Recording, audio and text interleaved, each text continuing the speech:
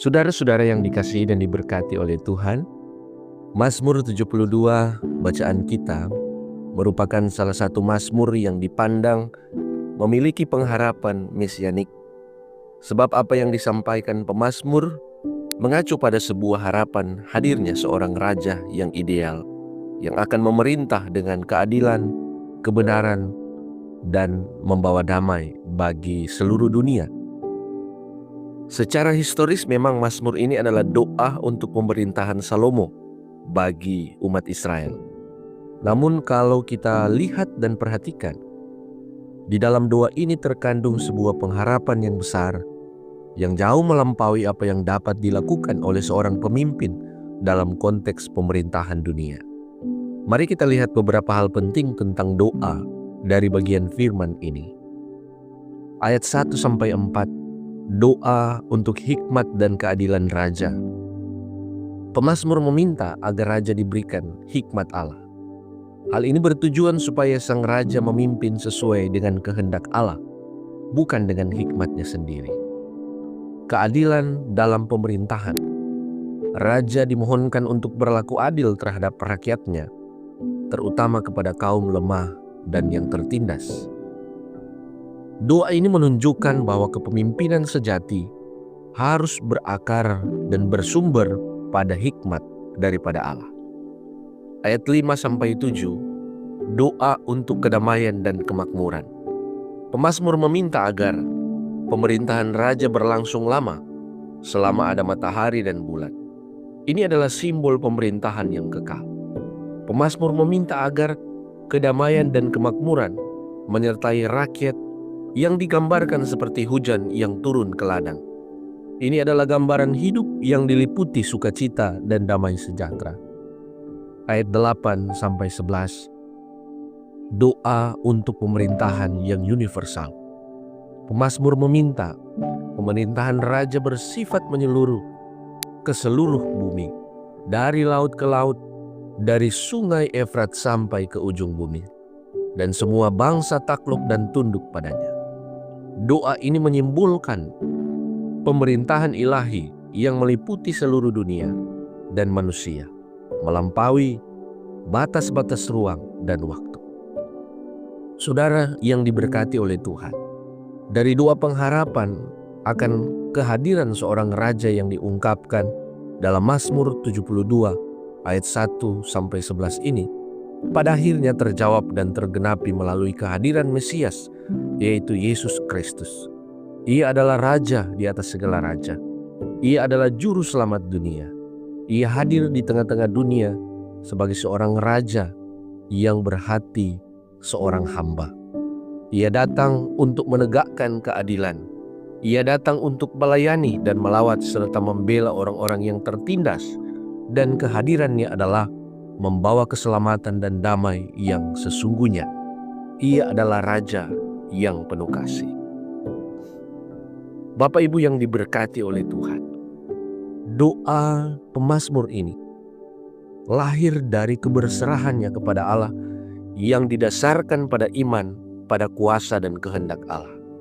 Maka dari firman Tuhan ini kita dapat belajar bahwa doa tidak hanya mencakup permohonan pribadi demi kepentingan kita sendiri, tetapi juga di dalam dan melalui doa kita juga mendoakan orang lain. Kita mendoakan pemimpin agar mereka dapat memerintah dengan adil, melindungi yang lemah dan tidak memihak, tetap mempertahankan dan melihat prinsip kesetaraan, sehingga sebagai rakyat kita dapat hidup menikmati berkat, sukacita dan damai sejahtera.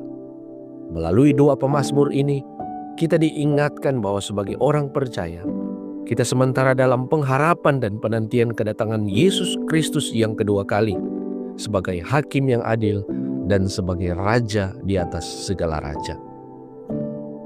Kedatangannya kedua kali adalah sebagai pemimpin yang kekal. Kedatangannya kembali membawa sukacita bagi orang yang setia dan percaya. Tetapi kedatangannya kembali akan membawa rasa takut bagi orang yang tidak taat dan tidak setia kepadanya. Oleh karena itu kepada kita diingatkan, Sebagai pemimpin, kita harus tetap menjalankan tugas dan fungsi kepemimpinan kita berdasarkan pada hikmat Allah, agar buah dari kepemimpinan kita boleh membawa berkat dan damai sejahtera bagi banyak orang. Sebagai pribadi, kita diajak untuk terus membawa damai sejahtera, baik di tengah keluarga. Sebagai orang tua, harus tetap menjadi teladan bagi anak-anak, tetapi juga sebagai seorang anak, kita harus menjadi anak-anak yang dapat dibanggakan, menjadi anak-anak yang takut akan Tuhan. Dan sebagai gereja, kita dipanggil untuk tetap menjadi pelayan yang tetap memiliki kehambaan, sehingga kita dapat melayani dengan penuh kasih kepada semua jemaat.